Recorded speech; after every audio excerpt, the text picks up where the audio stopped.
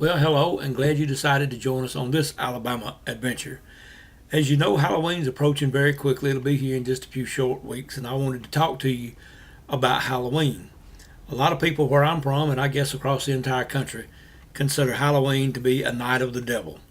And if you enjoy Halloween or participate in it, then sometimes you're labeled as a Satanist or devil worshiper. And that's what I want to talk to you about, what Halloween really is and what the original meaning was. Before we get started, let me do as I always do, say from the tail end of the Appalachian Mountain Chain in the heart of the South, this is Alabama Adventures. Now what I'm going to tell you tonight is my opinion, and I have studied about Halloween. I have read a lot about it in books and on the internet and that type of stuff. And this is from my interpretation of what Halloween really is. Over the last few years, people have tried to make Halloween an evil time, a sinister night, an unholy date on the calendar. And this is 100% different than the original meaning of Halloween. I ask you to take time to listen to this entire video, as it will take me a few minutes to explain the meaning of this day and night. First of all, the word Halloween means hallowed evening. November the 1st is All Saints' Day. Now this day, All Saints' Day, was originally called Hallowmas. So the night before such a holy day is called a hallow evening. Hallow means holy, to make holy, to set apart from all the rest, and to give respect. Have you ever heard the expression about a graveyard or a cemetery being hallowed ground? It's ground set apart from all the rest, hallowed ground, sacred or holy ground. The word Halloween came from the combination of the two words hallowed and evening, shortened at some point to hallowed eve, then through dialects and pronunciation over the years to Halloween. I'm about to say a word that is associated with Satan, devil worship, all evil, and anything else bad. But before I do, most likely the first time you heard this word was when you watched the movie Halloween. Do you remember the word Samhain? Remember, it was a word written on the chalkboard, supposedly by Jason. Jason, a ski mask wearing, pathetic piece of garbage that makes me sick. Because it is movies like this that has given the word a bad name and a wrong outlook on Halloween. Hollywood turned Halloween into a time thought to be for some psycho to put on a ski mask, a pair of coveralls, and stagger around town cutting up everyone with a butcher knife. So think now, when have you ever known Hollywood to make a real, true-to-life movie? They don't do that. Movies are for entertainment. They're fiction, not real. Never has one single movie been recorded that was exactly true to life. Samhain is an old Celtic and Irish word. It's actually pronounced Samhain. Then that simply means, now get this, Samhain or Samhain actually means summer's end. It was derived from Sam, which meant summer, and Hain, which meant end. As I said, a Celtic Irish word. There was nothing in the word or nothing in the meaning about murdering your friends. Now in ancient time, this was the beginning of the new year. Summer's end was the beginning of the new year. It was also an ancient belief that darkness precedes light. Therefore the new year was born. From darkness as everything is. Now let me explain what I'm talking about. When anything is born, it emerges from darkness. A seed planted in the earth will soon sprout and pop out of the earth. The hole where the seed was planted is dark. When a baby is born, it emerges from a womb. A womb also is dark. Now let me go to the King James Version of the Bible to back up what I'm saying and talking about, because there are some people that always want biblical proof whenever you're telling them something, especially what they don't know about and what they don't understand. All you have to do is to go to the first page of the Bible.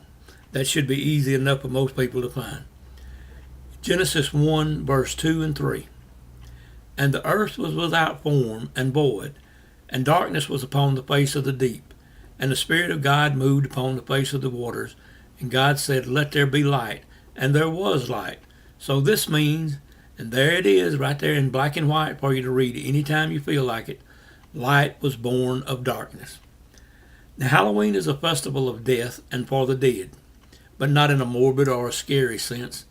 The dew-drenched and misty mornings of October now melt into cool, golden afternoons. The moon, a harvest moon, glows majestically at night on the now dying fields of crops. It is now time for the fruitful lady, the earth, Mother Earth, is thankful for her delivery of her children, and that being all the fruit of the earth she has brought forth over the summer. Food and everything else that keeps us humans alive. The harvest has been completed. Another cycle has come to pass. Another year has rolled around. On October 31, the long hot days of summer have been defeated once again. Winter quickly approaches. The fields must die and rot into the soils over the winter. Any scientist will tell you rotten leaves and plants make compost, and that's a natural fertilizer for the soil. It is said that on this day the veil between the physical and spiritual world is at its thinnest, and that is why on this day we honor all things that have died over the past year. Plants that gave us vegetables such as tomatoes, squash, beans, potatoes, and so forth now wither and die. They'll replenish the ground. The trees that are now gone from our majestic forests that have given their lives that we may have wood to build our houses and protect us from the elements. Trees also supply paper to keep our businesses going and to make sure that we have places to work. For many years, trees supplied heat for my house and still do so for many people. Animals that gave their lives that we may continue ours. Cattle, fish, and chicken are raised for the sole purpose that we may kill and eat them to survive. But most importantly of all, some of our friends and family members have died as well over the last year. This is the one night set aside for their memory and for all things memory that have died over the last year. It was thought at one time that on this night, not only deceased ancestors roamed the earth, but evil spirits as well. So that's why children dressed as evil spirits and went from house to house in what is now known as trick-or-treating. The people would symbolically pay off the evil spirits by giving the children candy to leave them alone for the coming year. Jack-o'-lanterns were originally turnips and were carved with scary faces to frighten away evil spirits. Sometimes people symbolically light bonfires to show their ancestors where they are and for the traveling souls to come join them and warm by the fire. There's also a custom some people perform called silent supper. In this custom, a place is set at the dinner table complete with food and drink for the deceased relatives. Some people even practice a custom of leaving a plate of food on the front porch for those wandering souls who have no family still living. After the supper, which is eaten without talking, those present will tell stories and fond memories of the deceased loved ones, sometimes lighting a candle and placing it in the window, showing honor and respect and love they still have for their deceased family members and friends. Halloween is like everything else. It's what you, the individual, makes of it, good or bad. At no time was Halloween meant to be a time to celebrate some psycho massacring a town with a butcher knife or a chainsaw. This was Hollywood's interpretation of Halloween. Well, I guess I'd better bring this video to a close. I hope you enjoyed my interpretation or my opinion of what Halloween to me really is. I guess with all that being said, I'll bring the video on to a close. And as always, do tell you that the Alabama Bigfoot Society is run completely out of pocket. And if you're in a position where you can and where you would like to make a donation, that would be very much appreciated. If you like this video, I want you to give us a like. If you like what we're doing down here, I hope you subscribe to the channel. And I guess with all that being said, I'll be looking for you next time on the next Alabama adventure.